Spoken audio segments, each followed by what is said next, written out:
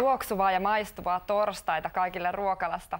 Tänään ruokalassa tehdään intialaista ruokaa ja aitoa intialaista ruokaa nimenomaan.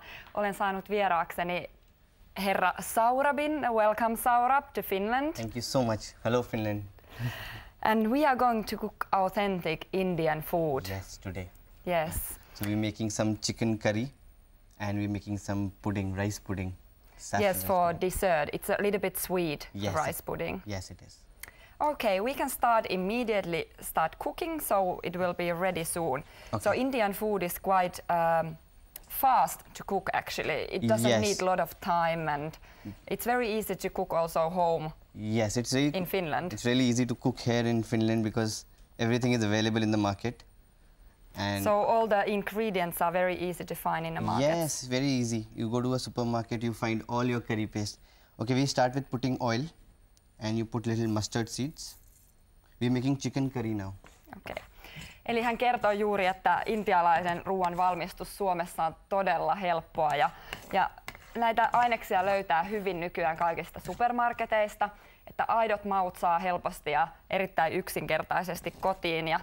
Ja hän aloitti nyt tämän karrin valmistuksen ja hänellä on vähän öljyä siellä pannussa.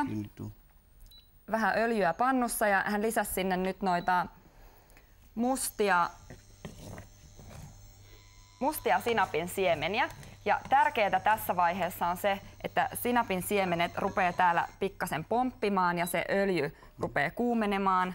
Ja so you wait till these crackle. Eli odotetaan sen aikaa, että öljy on kuumaa ja sinapin siemenet rupeaa pikkuhiljaa poksahtelemaan. Niin sitten sen jälkeen, niin kuin nyt huomaat, valitettavasti ääni ei varmaan kuulu sinne, mutta rupeaa kuulua sellainen pieni poksahdusääni. Ja after that you can put curry paste so that it gives out flavors. So now you see that they've started to pop up. So you can put your curry paste. Okay.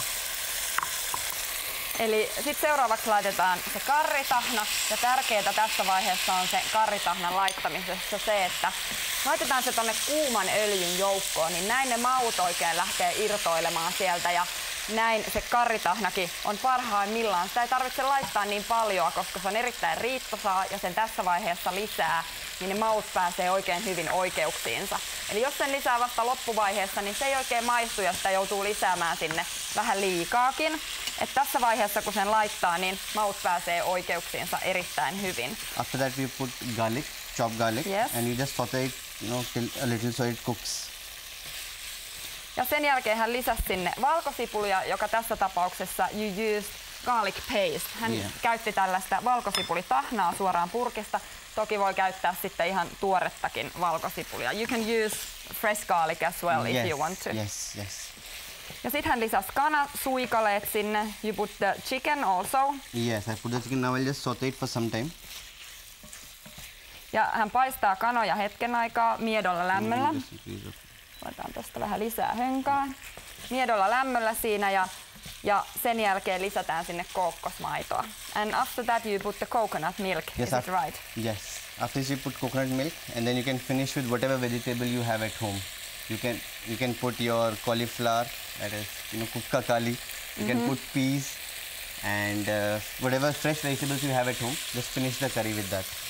Ja sen jälkeen lisätään se kookosmaito ja sen jälkeen oikeastaan mitä vihanneksia tahansa siellä kotona sattuu löytymään. Hänellä on siinä kukkakaalia ja herneitä ja karri on melkein sitten sillä valmis. Sen kanssa tarjotaan riisiä ja sitten erilaisia pickelsejä ja chutneja.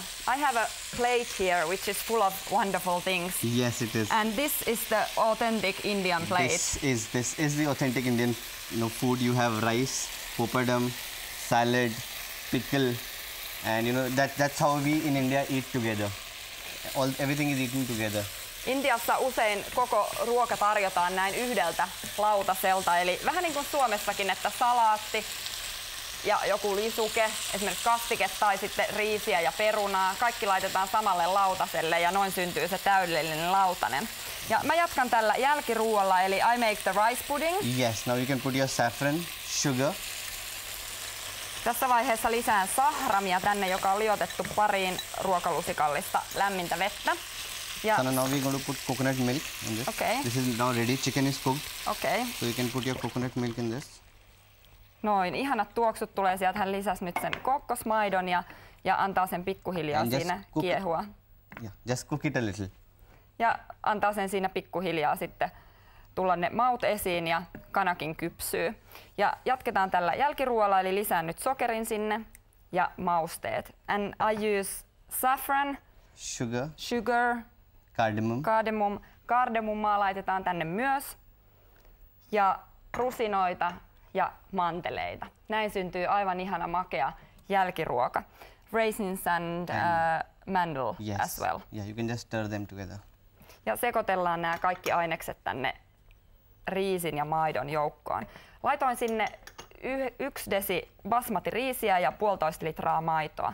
So about 1 deciliter of basmati rice and then milk. Yes, and same 1 deciliter of sugar in it. Yes. Okay, now this looks a little cooked. Like Indian curries, for Indian curries you need to have a coloring agent and a flavoring agent. So main ingredient is chicken, and then it's colored by turmeric. Yes. In this. Ja tässä tapauksessa tässä currypastissa on väriaineita, jotka antaa sille kauniin värin sille kastikkeelle. And now you add the vegetables. Yes, now whatever fresh vegetable you have at your home you can add, but just don't add peppers. Okay, you can add anything other than peppers. Okei, ei kauhean voimakkaita esimerkiksi paprikaa tai muuta sellaista, vaan tässä tapauksessa niin lisätään semmoisia mietoja vihanneksia, cauliflower, maybe some squash. Yes, aubergine if you want. Aubergine as well, yes. You can put green peas, you can put those green beans. You can put vihreitä papuja, kesäkurpitsaa. Mitä tulee mieleen, semmoisia vähän miedompia vihanneksia. Lisäillään ne pikkuhiljaa sinne joukkoon ja it doesn't need much time to cook. The chicken it's very thin. Yes, and you can just have to add your vegetables. So you just cut the vegetables small so that it cooks in the gravy. Eli ei tarvitse, kun kana on ohueksi leikattu, niin se ei vaadi kovin kauan aikaa kypsyäkseen. Ja vihannekset on myös pieneksi leikattu, niin ne kypsyy siinä todella nopeasti. Eli tämä on semmoista pikaruokaa, mitä voi kotonakin valmistaa. We are almost ready and we are running out of time. Yes, just before it's ready, you add the peas. You add the peas so it looks beautiful. And tässä tapauksessa ne antaa upean värin. You can finish off with little garam masala. Garam masala maustetta vielä sinne ihan lopuksi ja tämä tarjoillaan sitten riisin kanssa. Looks wonderful and it will taste wonderful. Ja maistuu myös hyvältä ja reseptit löytyy sieltä meidän kotisivulta ja Teksti-TV:n kanavalta. Thank you very much and I'm very glad you were in our show. Thank you so much. Thank you.